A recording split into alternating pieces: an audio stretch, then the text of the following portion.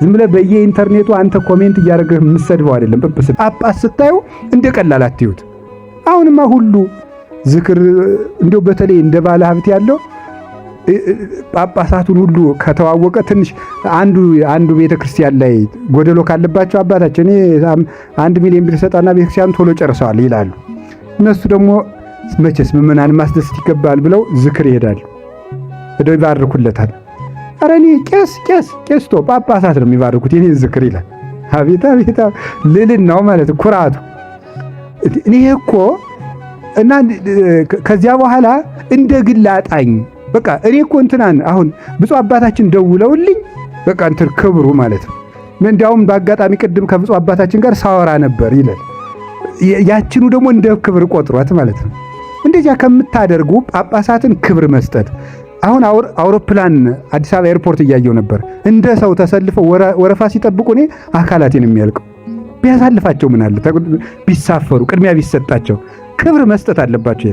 5 ፍሬ ይዞ ነው እኮ ከቤታችሁ የሚመጣ ሲንቀሳቀሱ መስቀል እንዲያርገው ሲባርኩ ኦግዚኦ አድኅን ሕዝበከ ወባርክ ርስተከ ሲሉ በ5 ጸጋ ነው የሚባርኩኝ። ለነዚህ ክብር አይገባቸውም? ይገባቸዋል። ይሄን እንድታውቁ ነው። ዝም ብለህ በየኢንተርኔቱ አንተ ኮሜንት እያደረግህ የምትሰድበው አይደለም ጵጵስና። እውነቴን ነው። ይሄ ጳጳስ ሌቦች ምናምን የሚያይ የለም። ተቀምጠ በ5 ብር ዳታ እሷ 5 መክሊት ያለውን ሰውዬ ስትሳደብ ትውላለህ። በጣም የሚያሳዝን ነገር ነው። እኔ ከልቤ ነው። በዚህ ዘመን በጣም የሚያሳዝነኝ ነገር የቤተ ክርስቲያን ማዕረግ መውረዱ ነው። መንግስት ቢያወርደው መናፍቃን ቢያወርዱት ይደንቃል። እኛ አውረደ ነው አላቀድምን።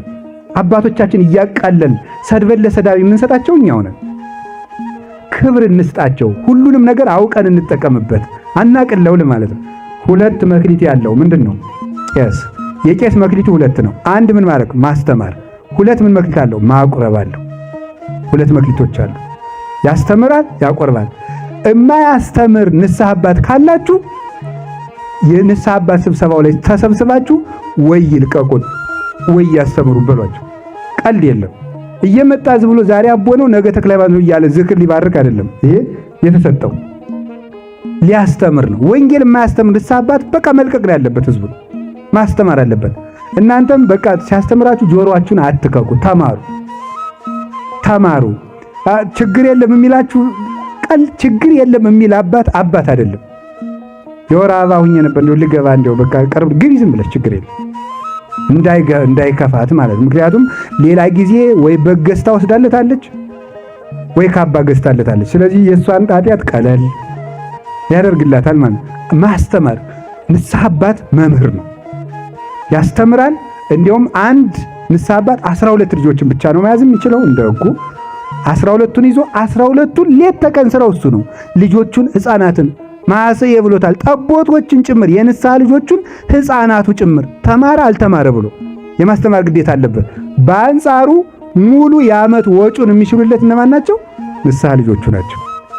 አሁን ያን የሚያደርግ ስለሌለ ቄሱ መተዳደሪያ ሲያጣ ቢዚ ይሆናል። ለራሱ ሲል አልገኝም ይላል። ከዚያ ምን ይላል ደግሞ ህዝቡ? አይ እኔ አባቴ ብዙ ደስ አይሉኝም። በቃ ሲሆን ደውለው መፈለግ ነበረባቸው። ካልሆነ እኮ ደውዬም አላገኛቸው ይላል። እንዳንተ እኮ መተዳደሪያ ይፈልጋል፣ ይቸግረዋል። ወዲህ ይቀድሳል፣ ወዲህ የሰው ብሶት ይሰማል። ሰው ጎበስ የአንዲት ሚስቱን አመል መስማት አቅቶት ሰልችታው እንዴ የ50 ንስሐ ልጅ አመል መስማት እንዴት ያለ ችግር ነው እንዴ! የአንድ ሚስቱን ዝንዝ እኮ ይከብዳል። እየመጣቻች ባሌ እንዲህ ብሎኝ የልደት ቀን ሰርፕራይዝ ሳያደርገኝ ቀረ እንዲህ ያለች መከራ እየተነዛነዙ ይሄ ሁሉ ዝንዝ እየሰማ እንዴት አድርጎ ይችላል? ልብ ያናውዛል እኮ። እንደዚህ አይነት ነገሮችን 50 ሰው 60 ሰው 100 200 ሲያኮርፍበት እንዴት ይቻላል? እንዲያስተምሩ መደገፍ እና መማር። ንስሐ አባቶቻችሁ ከቤት ሲመጡ 2 የመጽሐፍ ቅዱስ ቃል ካልነገሯችሁ ማድረግ ያለባችሁ ምንድነው? ወሬ አታውሯቸው፣ ፖለቲካ አትውሩ። ንስሐ አባቶቻችሁ ጋር ከንስሐ አባቶቻችሁ ጋር ቀልድ አትቀልዱ። ንስሐ አባታችሁን ይዛችሁ መሸታ ቤት አትጋብዙ። ማድረግ ያለባችሁ ምንድነው?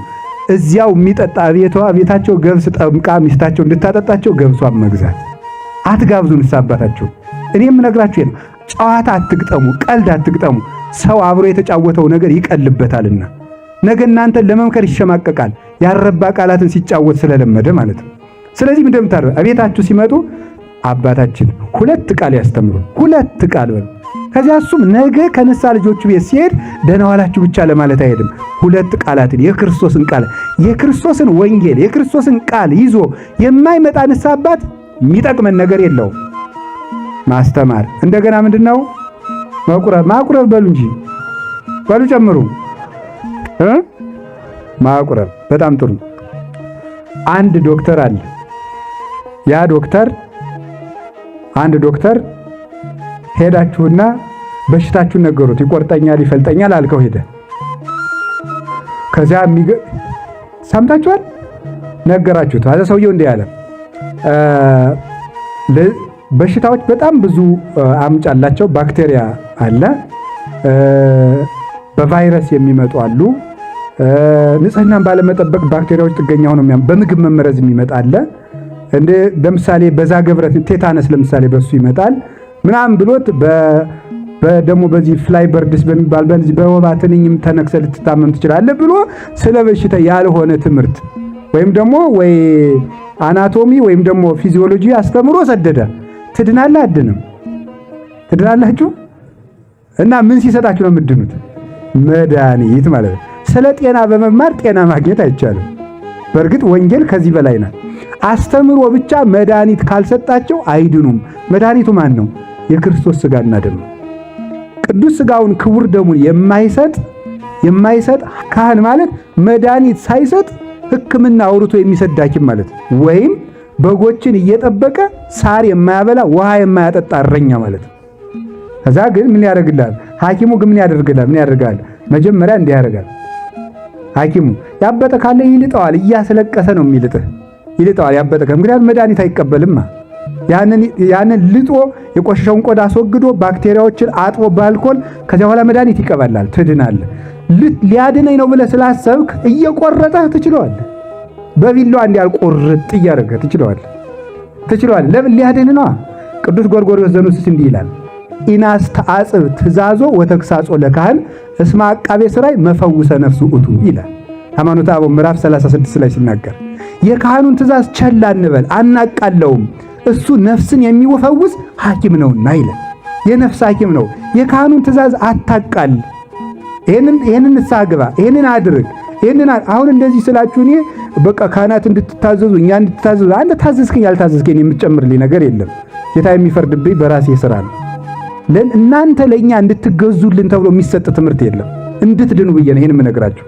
ስለዚህ ሐኪም ሲቆርጥ ዝም እያሉ ካህናት ግን ቃላቱ ተጠንቅቆ አይዟችሁ ምእመናን ዲኩ ይገርማል እኮ የቀበሌ መዝጋቢ እንዴት እንደሚያመናጭቅ እኮ ታውቃለህ። ወገብ እየተቆመጠ ነው የምትጠበቀው። እሺ መታወቂያ እንዲታደስ የዛሬ 3 ወር ነው። እሺ ምን ታመጣለህ? የቤተ ክርስቲያን ሲሆን ግን እኛ ግን ተጠንቅቀን እናንተ ለምነን በቃ እንደው ችግር የለም ምናምን ተብሎ ተታላችሁ ቃል ተመርጦላችሁ ምንድነው ይሄን ያህል የምናስታምማችሁ? ስለዚህ ካህኑን መታገስ አለባችሁ። ቢሰድባችሁ፣ ቢገስጻችሁ፣ ቀኖና ቢያበዛባችሁ እንደ ትእዛዙና እንደ ቃሉ ማደር አለባችሁ።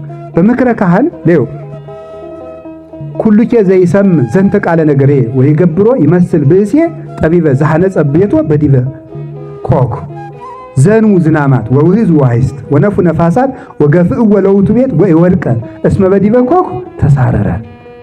ይሄን ቃሌን ሰምቶ የሚያደርገው ሰው አለ ቤቱን በአለት ላይ የሰራ ይመስላል። ዝናብ ዘነመ፣ ጎርፍ ጎረፈ፣ ነፋስ ነፈሰ፣ ይሄን ቤት ገፋው፣ አልወደቀም፣ በአለት ላይ ተመስርቷልና አለወት ያለው ጴጥሮስን ነው። ጴጥሮስ ማለት ካህን ነው። በአለት ላይ ተመስርቷልና አልወደቀም ማለት በንስሐ አባቱ ምክር የሚመራ ሰው አይወድቅም ማለት ነው። የካህኑ ምክር ከሰማ አትወድቅ። ካህን ማለት የክርስቶስ እጅ ነው። ከዛ በሱ እጅ ሥጋው ደሙን ይሰጣል፣ በሱ እጅ ድነት ይሰጣል፣ በሱ እጅ መንግሥተ ሰማያትን ይሰጣል። ቁልፉን የያዘው ካህን ነው። ክህነት ጠልቶ ድነት የለም።